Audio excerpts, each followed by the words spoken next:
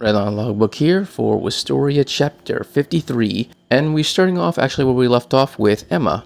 In fact, this entire chapter is basically dedicated to the relationship between Emma and Julius. The relationship between Julius and Emma is both long and short. Long because it goes back to when they were kids, but short because they didn't have many interactions with each other as kids. The first time she met Julius, it was before he had his heart broken, and he was still a very kind and generous person. And the next time she met him was basically around the age of like 11 or 12 when they first joined the academy. And so this was after Julius got his heart broken, and he basically became very cold-hearted and angry with the world, deciding that being a nice person was how you got hurt. So she felt that the little boy that she knew was gone, and that made her sad, but it turned out that that wasn't true at all.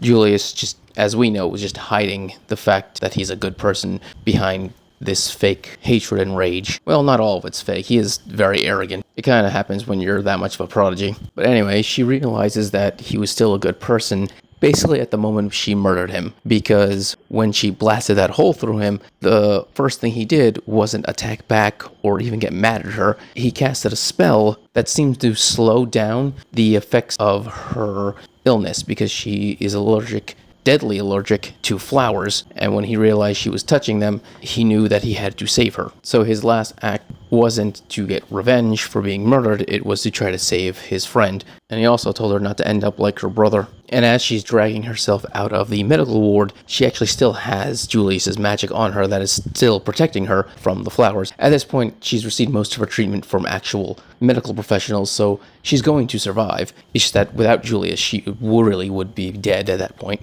And so her goal is now to kill Shady as revenge, so this way she can repay the debt she has for Julius. Leafia and Philvis show up right in front of her. They were the ones who actually gave her the medical treatment that saved her life, which makes sense. It seems that the elves are the main healers of this entire world. But they're not there to stop her. They're asking her, does she really have the resolve to go out there and fight with everyone else in her condition? And her response is yes. Yes, I do. Her entire goal is to get revenge for Julius, even if it means giving up her own life. The two say, okay, well, we can't join you because we have our own task to take care of, but we'll at least help in this way. And they give her a dagger, and she heads off to kill Shady. We then jump over to the aftermath of the castle just crashing into the ground. Apparently there are two, because they said the primary one has been destroyed, the second one has been compromised, and they're basically doing everything in their power to stop it from crashing. But even if they do stop the second one from crashing, the fact that the first primary one has been destroyed means Kurtz has been taken out, and Shady's actually quite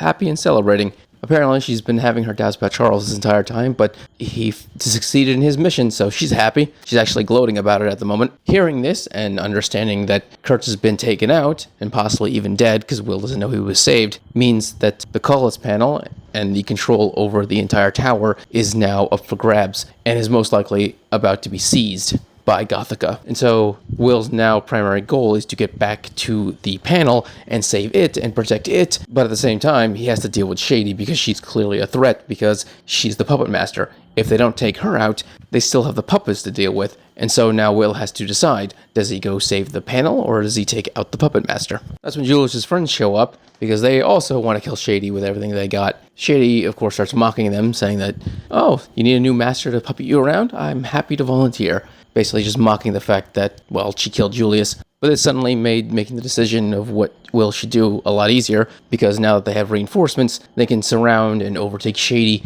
a lot easier and faster. Unfortunately, Gothica still has another card to play, and Shady orders Martha to do it. And what is it?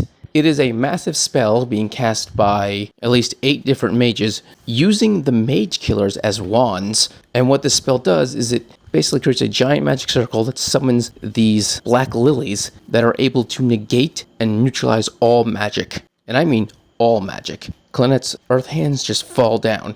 Those drones that are flying around that are used as eyes and ears also collapse. Clary falls out of the sky in a very comedic way, actually. It looks like she lands on her butt. So it's a complete neutralization of all magic, unless you are carrying around a mage killer, which cancels out the effects of having your magic canceled. I'm assuming the way that works is because the cancellation of magic is a form of magic. The mage killer then can be used to cancel out the spell specifically around you if you're touching the mage killer. That's the only way that makes sense. If there's a better explanation for it, then that's great, but that's the only one I can think of.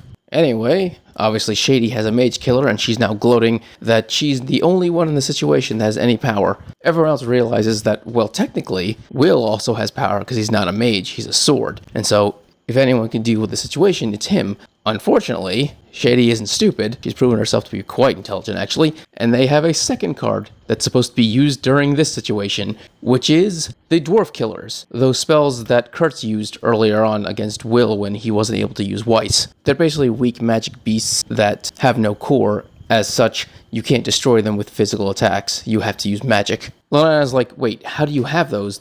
That's a weapon for the tower. And of course, and Shady's response is Charles, obviously. So, Will is currently fighting oozes that he cannot destroy with physical attacks, and he doesn't have Weiss because magic is being sealed. And so he's basically in a bind, where he's the only one who has any ability to fight back at this situation, but he can't win. And so the only thing he can think of is taking out the spell that's currently blocking everyone's magic. And so he's looking at all of the areas where the spell was cast. It's roughly 10 of them, like I said. And he's like, okay, one of these has to be the starting point. If I take out one of them, I can then take out the spell completely.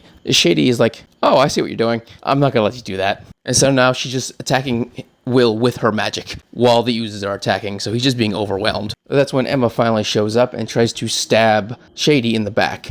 Unfortunately, she saw the attack coming and was able to just slightly dodge out of the way, and Emma's knife barely missed. And from here, Shady just absolutely just tears away at Emma, just psychologically. First off, she reminds Emma that she is the adjustant that she's a part of, because Shady was in disguise as Monica, the number 2 of the Wind faction that Emma's a part of. This angers Emma, because that's how she was able to be turned to a puppet so easily. And because she was turned to a puppet so easily, Julius is dead. But Shady's like, well, that's not my fault. It's your fault that Julius is dead. You're the one who stuck your wand into his gut, and you're the one who blew a hole in him. That was all you. It was your magic, not me. You're responsible. Julius' friends obviously defend Emma, but this just causes Shady to then start to tarnish the memory of Julius, saying that the only reason why he's dead isn't just because Emma murdered him, but because he was stupid enough to worry about other people. He'd already seen, based on what happened at the festival, that the strong crush the weak, and that's just how it goes. But he couldn't help himself. He had to protect those weak losers that deserved to be crushed. His death is deserved to be laughed at. And Emma, once again, just breaking down, but at the same time, not willing to accept the slander against Julius, and defends his name. And Shady is just really good at just twisting that knife in Emma's heart, because she then says, okay, fine, if he's such a great man, why don't you call out for him again to save you? She goes in to just kill Emma. And at that moment, a bunch of ice crucifixes shoot out of the ground, killing those oozes, and also looks like nearly cutting off Shady's arm. And the one who made the attack is actually a member of Gothica, or a person pretending to be a member of Gothica, because it is then revealed that Julius is in fact still alive. His 2 friends start bawling their eyes out, everyone else is just stunned, and Emma, who is already on the verge of tears because of her conversation with Shady, is just elated with shock and tears of joy. And we end off with Julius being Julius, where he refers to everyone as peasants and declares that their hero has arrived. So yeah, even in this situation, he has to pretend that he's a jerk. But hey, if Julius is back and he was disguised as a member of Gothica this whole time, that means there's a counterattack that's about to take place. And if I had to guess, it probably has something to do with all the charms that Elfie handed out to the rest of her ice faction. But we'll learn more next month. So until then, if you enjoy this video, subscribe, give it a thumbs up so you enjoy more Wistoria and other many things. Thank you, and have a great day.